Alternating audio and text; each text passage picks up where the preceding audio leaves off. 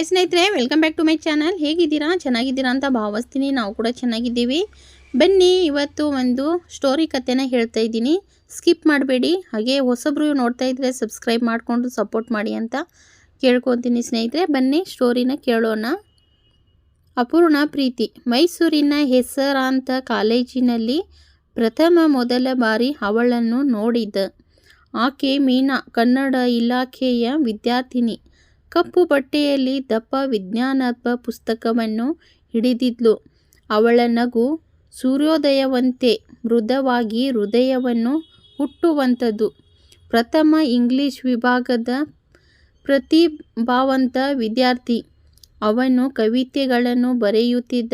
ಆದರೆ ಅವನನ್ನು ಮನಸ್ಸು ಪ್ರೇಮವನ್ನು ಯಾವುದೇ ದಿನ ಅರ್ಥ ಮಾಡಿಕೊಳ್ಳಲಿದ್ದೆ ಎಂಬುದರಲ್ಲಿ ಗೊಂದಲವಿತ್ತು. ಆದರೆ ಮೀನಾ ಬಂದ ನಂತರ ಪ್ರತಿ ಪದಕ್ಕೂ ಜೀವ ಬಂದಂತೆ ಅನಿಸಿತ್ತು. ದಿನಗಳು ಸಾಗಿದಂತೆ ಅವರು ಗ್ರಂಥಾಲಯದಲ್ಲಿ, ಕಾಲೇಜು ಕಾರ್ಯಕ್ರಮಗಳಲ್ಲಿ ಮುದ್ದಾದಲಾಗಿ ಭೇಟಿಯಾಗುತ್ತಿದ್ದರು. ಪ್ರಥಮ್ಗೆ ಮೊದಲ ಬಾರಿ ನಿಜವಾದ ಪ್ರೀತಿಯ ಅರ್ಥ ಗೊತ್ತಾಯಿತು. ಮೀನಾ ಮಾತು, ನಗು, ಗಮನ ಎಲ್ಲವೂ ಅವನಿಗೆ ಹೊಸ ಜಗತ್ತು ತೋರಿಸಿತ್ತು. ಒಂದು ದಿನ ಸಂಜೆ ಮೈಸೂರಿನ ಲಲಿತಾ ಮಹಲ್ ಹತ್ತಿರದ ಉದ್ಯಾನವನದಲ್ಲಿ ಅವರು ಸೇರಿದರು. ಪ್ರಥಮ್ ಕೈಯಲ್ಲಿ ಚಿಕ್ಕ ಪತ್ರವಿತ್ತು. ಮೀನಾ ಎಂದು ಪ್ರಥಮ್ ನಿಧಾನವಾಗಿ ಪ್ರಾರಂಭಿಸಿದ್ದ. ನಾನು ನನ್ನ ಬದುಕಿನಲ್ಲಿ ಅರ್ಥವಿಲ್ಲದ ಸಾಲುಗಳನ್ನು ಬರೆಯುತ್ತಿದ್ದೆ. ನಿನ್ನ ಕಂಡ ನಂತರ ಅರ್ಥ ಬಂದರೂ ನಿನ್ನ ಪ್ರೀತಿಸುತ್ತೇನೆ ನೀನು. ಮೀನಾ ನಿಶ್ಶಬ್ದವಾಗಿದ್ಲು. ನಗೆಯೇನೂ ಇಲ್ಲ, ಕೋಪವೂ ಇಲ್ಲ. ಕೆಳಗೆ ನೋಡುತ್ತಾ ಅವಳು ಹೇಳಿದ್ಲು, ನಾನು ಪ್ರೀತಿಸುತ್ತೇನೆ ಪ್ರಥಮ್, ಆದರೆ ಈ ಪ್ರೀತಿಗೆ ನನಗೆ ತೀರಾ ಅಪೂರ್ಣ. ಅವನು ಬೆರಗಾಗಿ ಕೇಳಿದ. ಅರ್ಥವಾಗಲಿಲ್ಲ. ಮೀನಾ, ಏನು ಸಮಸ್ಯೆ ಅಂತ.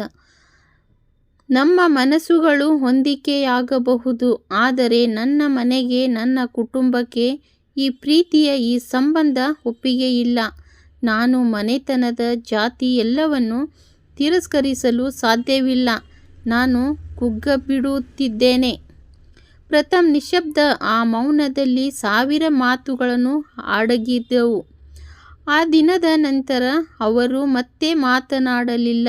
ಅವರು ಒಬ್ಬರೊಬ್ಬರು ದೂರ ಉಳಿದರು. ಪ್ರೀತಿ ದೂರ ಹೋದಿಲ್ಲ.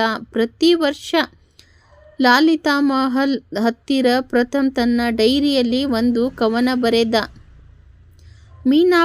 ಮೀನಾ, ಪ್ರೀತಿ ಎಂದರೆ ಹೊಂದಿಕೆ ಅಲ್ಲ, ಅದು ನೀರಾಳ ನೋಟ, ಅದು ತಲ್ಲಣ ಮೌನ ಅಂತ ಬರೆದ.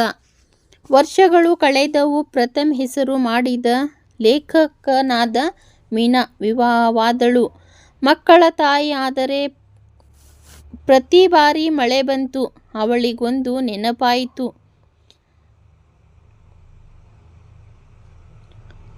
ಲಲಿತಾ ಮಹಲ್, ಅವಳ ಪ್ರೇಮ, ಅವನ ಕವಿತೆಯನ್ನು. ಒಂದು ದಿನ ಮೈಸೂರಿನಲ್ಲಿ ಪುಸ್ತಕ ಬಿಡುಗಡೆ ಪ್ರಾರಂಭವಾಗಿತ್ತು.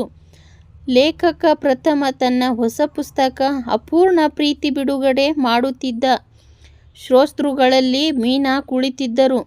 ಹೆಸರಿಲ್ಲದ ದೃಷ್ಟಿಯಿಂದ, ಕಣ್ಣು ಮಂಕಾಗಿ. ಬುನಾದಿಯ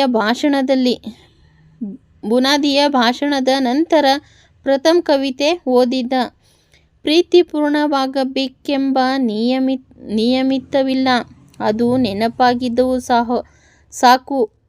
ಒಂದು ನಗುವ, ಒಂದು ಭೇಟಿಯಷ್ಟು ಕತೆ ಇಲ್ಲಿವರೆಗೆ ತಲುಪುತ್ತದೆ.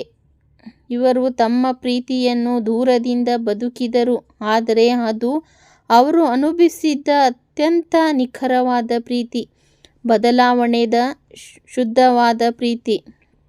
ನೋಡಿ ಸ್ನೇಹಿತರೆ, ಇವತ್ತಿನ ವಿಡಿಯೋದಲ್ಲಿ ನಾನು ಒಂದು ಪ್ರೀತಿ ಕಥೆನ ಹೇಳಿದ್ದೀನಿ. ಹೇಗಿದೆ ಅಂತ ಕಮೆಂಟ್ ಮೂಲಕ ತಿಳಿಸಿ. ನೆಕ್ಸ್ಟ್ ವಿಡಿಯೋದಲ್ಲಿ ಸಿಗ್ತೀನಿ. ಎಲ್ಲರಿಗೂ ತುಂಬ ಹೃದಯದ ಧನ್ಯವಾದಗಳು ಸ್ನೇಹಿತರೆ.